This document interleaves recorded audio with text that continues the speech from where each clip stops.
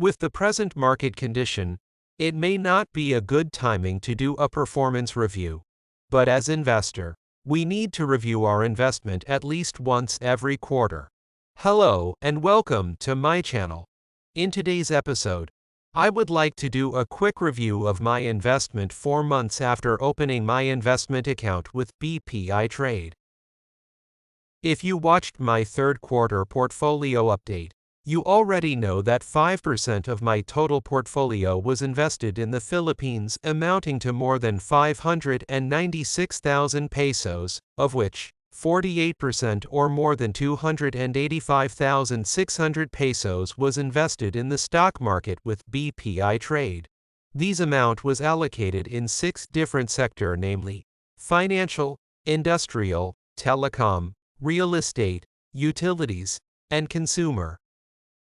Now let's take a look at the performance of my investment by sector. First is the financial sector, which is 33.2% of my investment.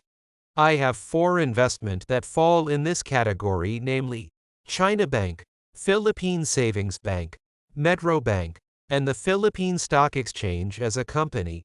Despite the big downturn in the market, this sector is holding on, as I am only down 1.22% from July to October, compared to the negative 7.6% of the Philippine stock market on the same span. Next is the industrial sector, which is 19.1% of my total investment.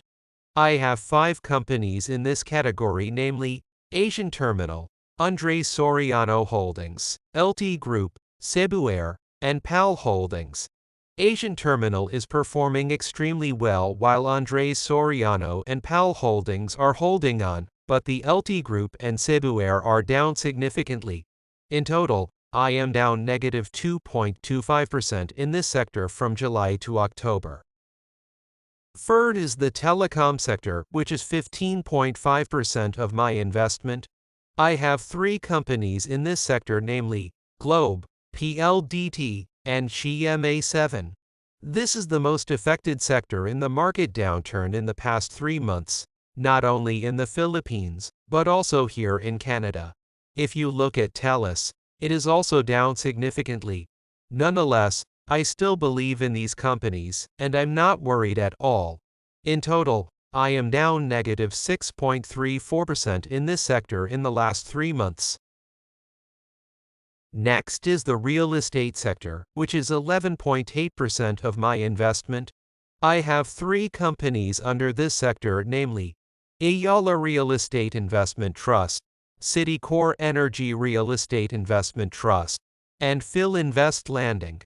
This sector also suffered from the economic downturn, but it's not as bad as the telecom sector.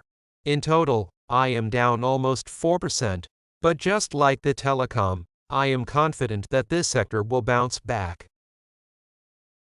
Next is the utility sector, which is 10.4% of my investment. I have 2 companies in this sector, namely Aboitiz Power and First Gen Corporation. This sector is supposed to be the most stable among the group, meaning it should not fluctuate that much. But as you can see, I am down more than 4.5% in the last 3 months. Finally, number 6 is the consumer and retail sector. I have 3 companies in this group, namely Ginebra San Miguel, Pure Gold, and All Home Corporation. Ginebra was doing so well in the past 3 months, but the poor performance of Pure Gold and All Home Corporation has made the consumer sector looks bad. In total, I am down more than 4.5% in the past 3 months. Overall, my investment with BPI Trade is down 3.25% in the past 3 months, which is equivalent to more than 9,000 pesos. It looks bad to be down this much in just 3 months, but if you compare it to the broader market in the same period of time, I can say that my investment has done better than most. The US market was down more than 7% in the past 3 months, so was the Philippine market, and also China and Canada. The best thing that we can do in this situation is to keep investing while most stocks are undervalued. Looking forward for the remaining 2 months of 2023, I still have some targets to accomplish. I targeted 300,000 pesos actual investment by the end of the year, but I'm still 15,000 short of meeting the target. Anyways, I am confident that I can meet or even exceed the target before the end of the year. I also made a bold dividend target of 3,000 pesos by the end of the year.